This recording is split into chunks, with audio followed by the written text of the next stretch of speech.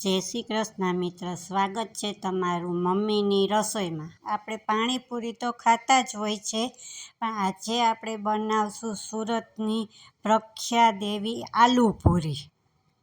આલુપૂરી બનાવવા માટે આ મેં વટાણા લીધા છે ને 7 થી 8 કલાક પલાળી રાખ્યા છે। આ એક બટેટું લીધું છે, આ મેંદાનો લોટ લીધો છે, આ ગ્રીન ચટણી બનાવવા માટે મેં અંદર બધું નાખી જ દીધું છે। સિંગદાણા, 2 મરચાં, કોથમીર, આદુ, લીંબુ, મરચ, બધું મીઠું ને બધું નાખી દીધું છે। આ 1 ચમચી મેં લાલ પાવડર લીધો છે, આ હળદર પાવડર લીધો છે, આ મીઠું લીધું છે ને આ લાલ ચટણી બનાવવા માટે કોકમ લીધા છે ને આ ગોળ લીધો છે। હવે આ કુકર લીધું છે, એમાં વટાણા અને બટેટા આપણે બે હારે બાફી લેશું। અડધી ચમચી અને મીઠું બાફવામાં જ આપણે નાખી દઈશું। હવે એમાં આપણે પાણી નાખશું અને 6 થી 7 સીટી તો વગાડવી જ પડે। અંદાજે 1.5 ગ્લાસ જેટલું પાણી નાખ્યું છે। હવે આપણે ઢાંકણું બંધ કરી દઈશું। હવે આપણે ગ્રીન ચટણી બનાવશું। આ લીધું તે બધું નાખીને આપણે પીસી નાખશું। હવે આપણી આ ગ્રીન ચટણી તૈયાર છે, એને આપણે આ વાટકામાં કાઢી લેશું। હવે આપણે આ કોકમની ચટણી બનાવશું। આપણે આ મોટો વાટકો લીધો છે, હવે એમાં આપણે કોકમ નાખી દઈશું। કોકમ મેં થોડીક વાર પલાળી રાખ્યા છે।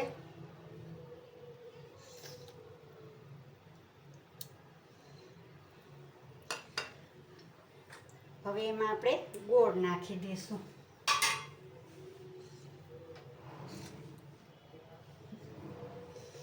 આપણે આ ગોળ નાખી દઈશું।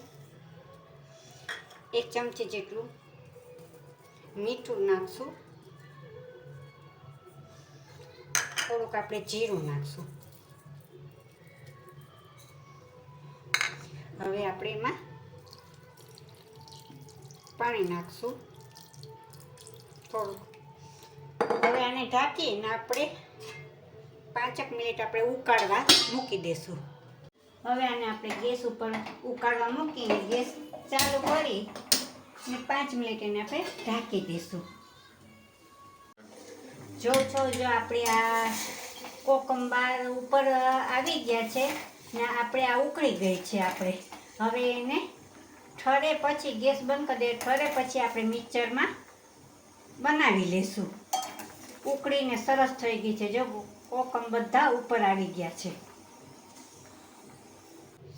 હવે આપણે આ કોકમ ને બધું ઉકાળ્યું હતું એ ઠંડુ થઈ ગયું છે। હવે આપણે મિક્સર જારમાં એને પીસી લેશું।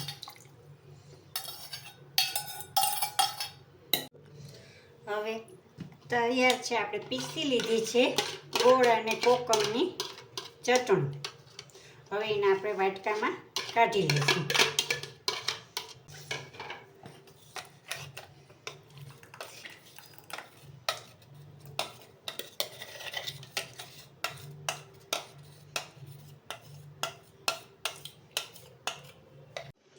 હવે આપણે જોઈ લઈશું વટાણા અને બટેટા બફાઈ ગયા, નીચે ઉતારી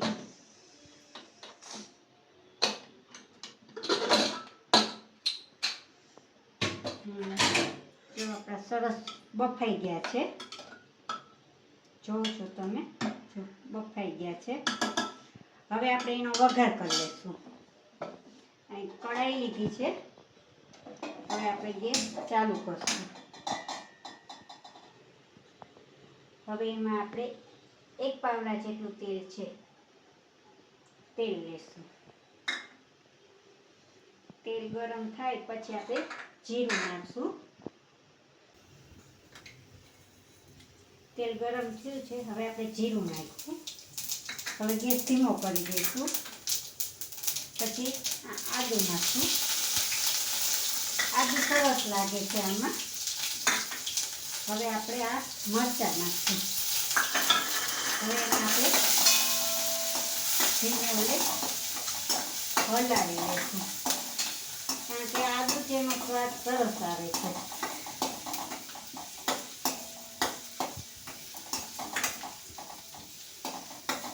2 મિનિટ કરતા ત્યાં લગી આપણે હવે આપણે આ 2 મિનિટ થઈ ગઈ છે. આમાં પાણી નથી કાઢવાનું. હવે આપણે આ એમાં મિક્સ કરીશું.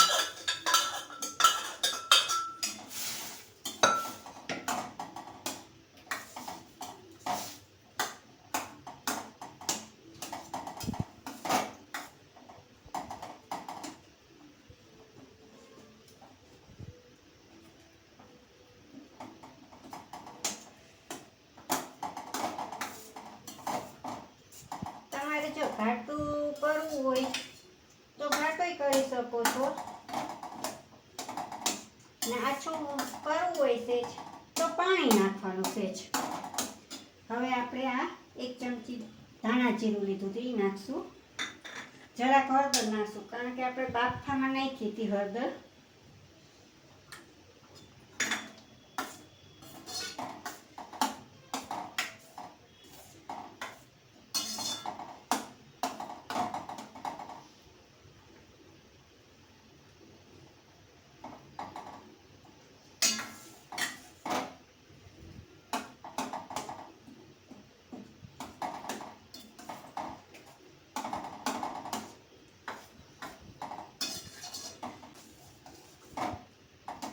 મેં બહુ ઘાટું નથી રાખ્યું ને બહુ આછું નથી રાખ્યું, જોઈ શકો છો તમે.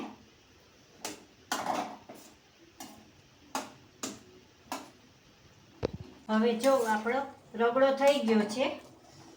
હવે એને આપણે ગેસ બંધ કરી દઈશું ને ઉપરથી જરાક ધાણા છાંટી દઈશું. હવે આપણે પૂરીનો લોટ બાંધી લેશું. આ ઠરે ત્યાં લગી રગડો તૈયાર છે. હવે આ મેંદાનો લોટ લીધો તો એને આપણે ચારેલો જ છે, નાખી દઈશું.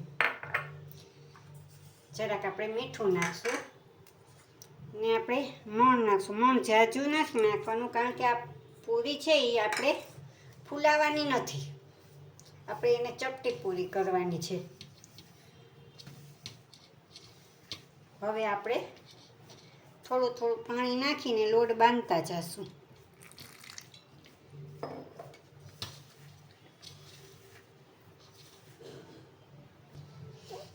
આ લોટ આપણે બહુ કઠણ નહીં કે બહુ ઢીલો નહીં એવો આપણે બાંધવાનો છે. રોટલીનો બાંધીએ એના કરતાં જરાક કઠણ.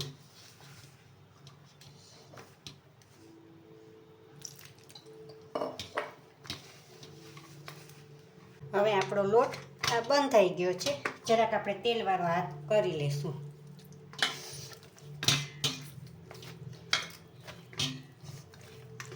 આને રાખવાનું નથી, ડાયરેક્ટ આપણે નાના નાના ગોળા કરી પૂરી બનાવીને તળી જ લઈશું કારણ કે આને આપણે ફૂલાવાની નથી. એટલે આપણે નાની સાઈઝના આવી રીતના ગોળ એને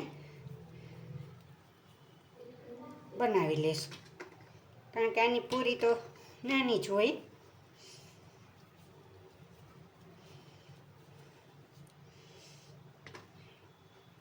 અને તમે એક મોટો લુઓ લઈ ને મોટી પાટલામાં વણી ને પછી કોઈથી તમે નાનો વાટકો હોય ઓલું હોય તો એક સરખી પણ કરો, પણ આ પણ એક સરખી જ થઈ. આપણે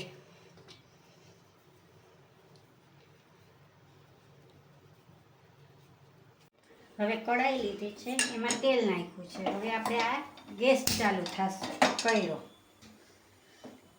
ને હવે તેલ થાય તો આપણે બધી પૂરી વણી લેશું મીડિયમ સાઈઝની.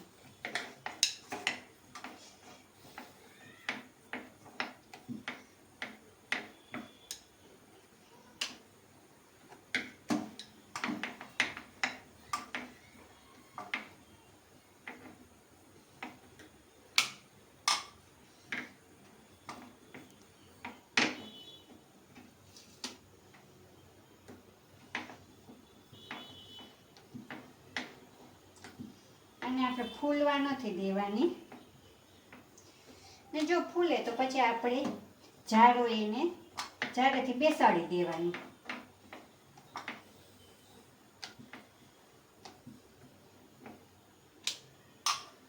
હવે આપણું તેલ જોયું જો થઈ ગયું છે. હવે એને ધીમા તાપે આપણે તળી લેશું. જેટલી સમાય એટલી કઢાઈમાં નાખવાની અને સફેદ જ કરવાની છે.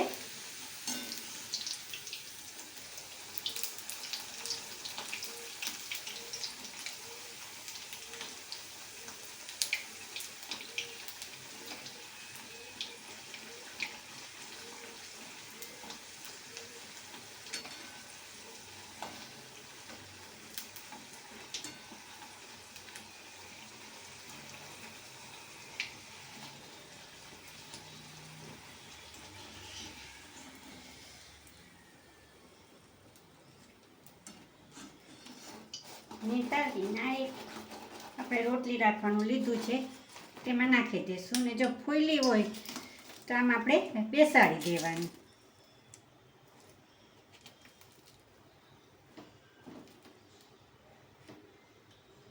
હવે આપણે પૂરી બનાવી લીધી છે, એને પ્લેટમાં કાઢી લીધી છે.